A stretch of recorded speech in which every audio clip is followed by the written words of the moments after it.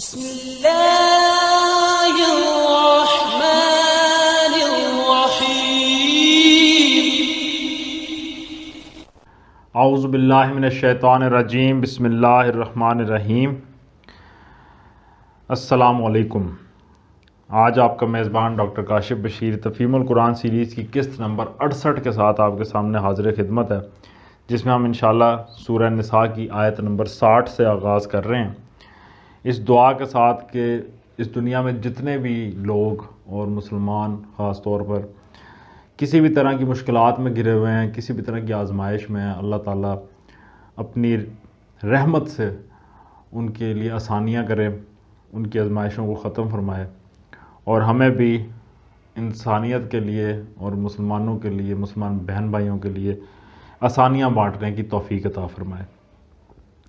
بسم اللہ الرحمن الرحیم۔ الم تر الی الذین یزعمون انہم آمنوا بما انزل الیک وما انزل من قبلک یریدون ان یتحاکموا الی الطاغوت وقد امروا ان یکفروا بہ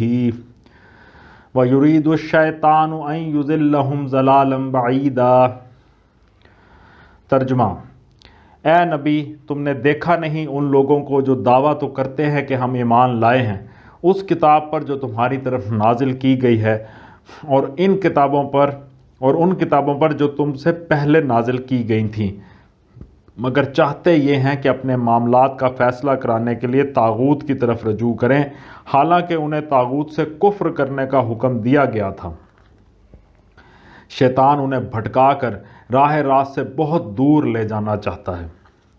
تفسیر میں آیا کہ یہاں صریح طور پر طاغوت سے مراد وہ حاکم ہے جو قانون الہی کے سوا کسی دوسرے قانون کے مطابق فیصلہ کرتا ہو، اور وہ نظام عدالت ہے جو نہ تو اللہ کے اقتدار اعلیٰ کا مطیع ہو اور نہ اللہ کی کتاب کو آخری سند مانتا ہو۔ لہٰذا یہ آیت اس معنی میں بالکل صاف ہے کہ جو عدالت طاغوت کی حیثیت رکھتی ہو اس کے پاس اپنے معاملات فیصلے کے لیے لے جانا ایمان کے منافی ہے، اور خدا اور اس کی کتاب پر ایمان لانے کا لازمی اقتضا یہ ہے کہ آدمی ایسی عدالت کو جائز عدالت تسلیم کرنے سے انکار کر دے۔ قرآن کی روح سے اللہ پر ایمان اور طاغوت سے کفر دونوں لازم و ملزوم ہیں، اور خدا اور طاغوت دونوں کے آگے بیک وقت جھکنا عین منافقت ہے۔ بہت مشکل معاملہ ہے یہ، اللہ تعالیٰ ہمیں سمجھنے کی توفیق دے۔ وَإِذَا قِيلَ لَهُمْ تَعَالَوْا إِلَى مَا أَنزَلَ اللَّهُ وَإِلَى الرَّسُولِ رَأَيْتَ الْمُنَافِقِينَ يَصُدُّونَ عَنْكَ صُدُودًا۔ ترجمہ: اور جب ان سے کہا جاتا ہے کہ آؤ اس چیز کی طرف جو اللہ نے نازل کی ہے، اور آؤ رسول کی طرف، تو ان منافقوں کو تم دیکھتے ہو کہ یہ تمہاری طرف آنے سے کتراتے ہیں۔ فَكَيْفَ إِذَا أَصَابَتْهُم مُّصِيبَةٌ بِمَا قَدَّمَتْ أَيْدِيهِمْ ثُمَّ جَاءُوكَ يَحْلِفُونَ بِاللَّهِ إِنْ أَرَدْنَا إِلَّا إِحْسَانًا وَتَوْفِيقًا۔ ترجمہ: پھر اس وقت کیا ہوتا ہے جب ان کے اپنے ہاتھوں کی لائی ہوئی مصیبت ان پر آ پڑتی ہے؟ اس وقت یہ تمہارے پاس قسمیں کھاتے ہوئے آتے ہیں اور کہتے ہیں کہ خدا کی قسم، ہم تو صرف بھلائی چاہتے تھے، اور ہماری نیت تو یہ تھی کہ فریقین میں کسی طرح موافقت ہو جائے۔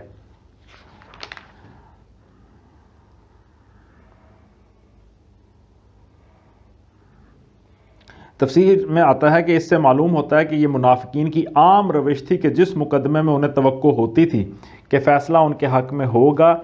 اس کو تو نبی صلی اللہ علیہ وآلہ وسلم کے پاس لے آتے تھے، مگر جس مقدمے میں اندیشہ ہوتا تھا کہ فیصلہ ان کے خلاف ہوگا، اس کو آپ کے پاس لانے سے انکار کر دیتے تھے۔ یہی حال اب بھی بہت سے منافقوں کا ہے کہ اگر شریعت کا فیصلہ ان کے حق میں ہو تو سر آنکھوں پر، ورنہ ہر اس قانون، ہر اس رسم و رواج اور ہر اس عدالت کے دامن میں جا پناہ لیتے ہیں جس سے انہیں اپنے منشا کے مطابق فیصلہ ہونے کی توقع ہو۔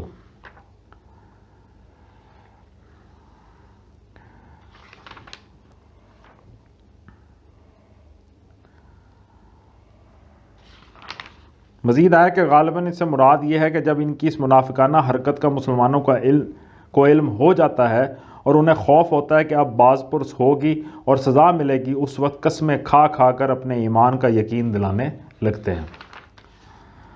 اولئک الذین یعلم اللہ ما فی قلوبہم فاعرض عنہم وعظہم وقل لہم فی انفسہم قولا بلیغا۔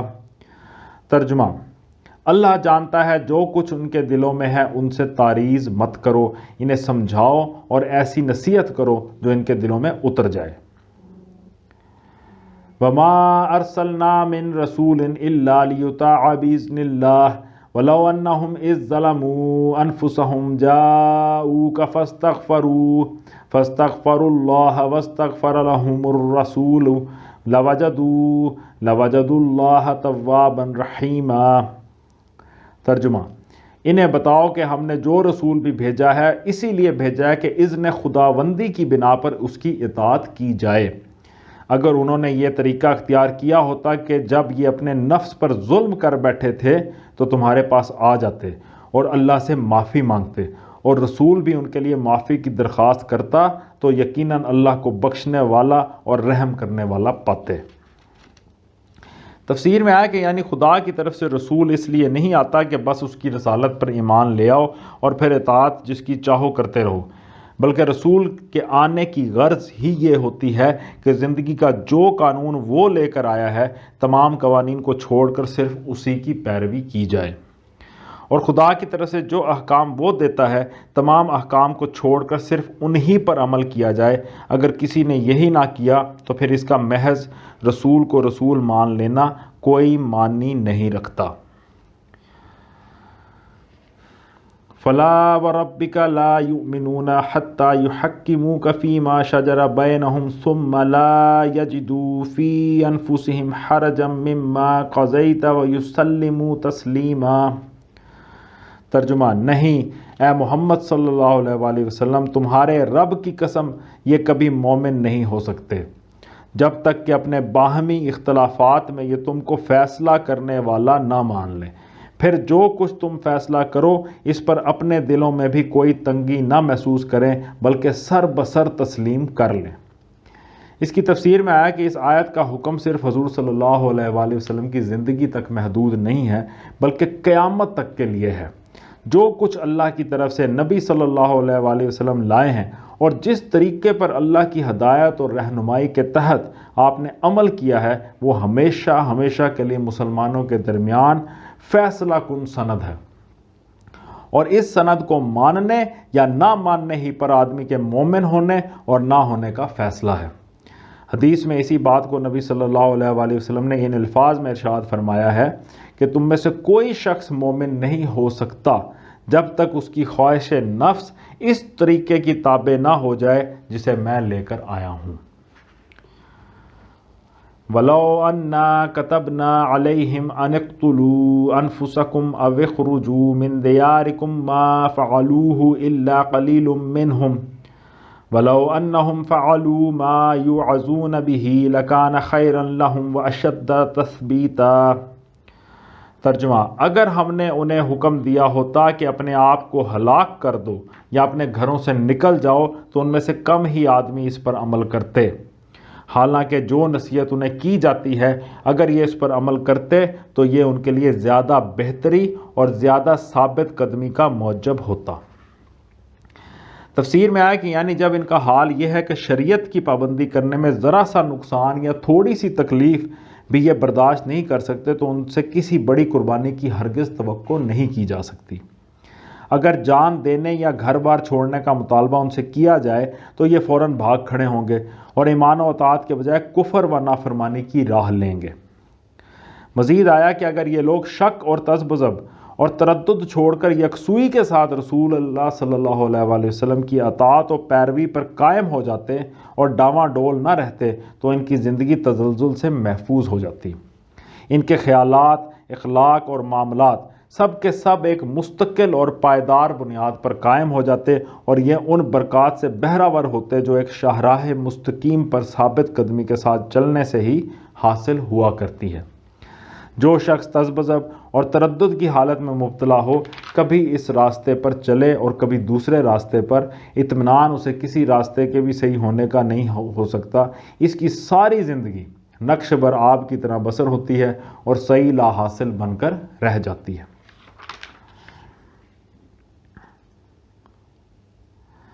وَإِذًا لَآتَيْنَهُم مِّن لَّدُنَّا أَجْرًا عَظِيمًا۔ ترجمہ، اور جب یہ ایسا کرتے تو ہم انہیں اپنی طرف سے بہت بڑا اجر دیتے۔ وَلَهَدَيْنَاهُمْ صِرَاطًا مُسْتَقِيمًا، اور انہیں سیدھا راستہ دکھا دیتے۔ تفسیر میں آیا یعنی جب وہ شک چھوڑ کر ایمان و یقین کے ساتھ رسول کی اطاعت کا فیصلہ کر لیتے تو اللہ کے فضل سے ان کے سامنے صحیح و عمل کا سیدھا راستہ بالکل روشن ہو جاتا اور انہیں صاف نظر آ جاتا کہ وہ اپنی قوتیں اور محنتیں کس راہ میں صرف کریں جس سے ان کا ہر قدم اپنی حقیقی منزل مقصود کی طرف اٹھے۔ صدق اللہ العلی العظیم۔ اللہ تعالیٰ کا لاکھ لاکھ شکر ہے، آج ہم نے سورہ نساء کی آیت نمبر 68 تک کا ترجمہ اور تفسیر پر غور کرنے کی کوشش کی ہے، اور اس میں ایک بات واضح ہو گئی ہے کہ رسول اللہ صلی اللہ علیہ وآلہ وسلم ہمارے لیے کی زندگی ہمارے لیے بہترین نمونہ ہے، اور نہ صرف نمونہ ہے، اور یہ کوئی چوائس نہیں ہے ہمارے لیے۔ ہمیں اللہ کو الہ ماننا ہے، رسول کو محمد صلی اللہ علیہ وآلہ وسلم کو آخری رسول ماننا ہے، اور اس کے بعد جس طرح انہوں نے زندگی گزاری ہے اسی طرح ہمیں زندگی گزارنی ہے۔ ہمیں اپنے معاملات کو جب بھی کسی دوراہے پہ پہنچنا ہے اپنے کسی معاملے میں، تو اس وقت ہمیں گائیڈنس جو لینی ہے، گائیڈنگ پرنسپل جہاں سے لینا ہے، وہ حضور پاک صلی اللہ علیہ وآلہ وسلم کی زندگی ہے، اور ہم نے بہت اگنور کیا ہوا ہے، ان چیزوں کو بہت اگنور کیا ہوا ہے۔ اللہ تعالیٰ ہمیں سمجھنے کی توفیق دے اور عمل کرنے کا حوصلہ اور توفیق عطا فرمائے، کیونکہ آج کے دور میں اب یہ بڑے حوصلے کا کام بنتا جا رہا ہے۔ حالانکہ ہے ہم مسلمانوں کا معاشرہ ہے، ادھر ایسا ہونا نہیں چاہیے تھا، آسانی ہونی چاہیے، دین پہ چلنے میں آسانی ہونی چاہیے، لیکن صورتحال یہ اکثر مختلف ہے، اور اب اللہ سے دعا کرتے ہوئے حوصلہ بھی مانگیں، توفیق بھی مانگیں۔ اللہ تعالیٰ ہمیں اپنی توفیق اور حوصلے سے بخشے۔ اسی دعا کے ساتھ آپ سے اجازت چاہیں گے، اپنا بہت خیال رکھیں، اور آپ لوگوں کا بہت بہت شکریہ۔ اللہ حافظ۔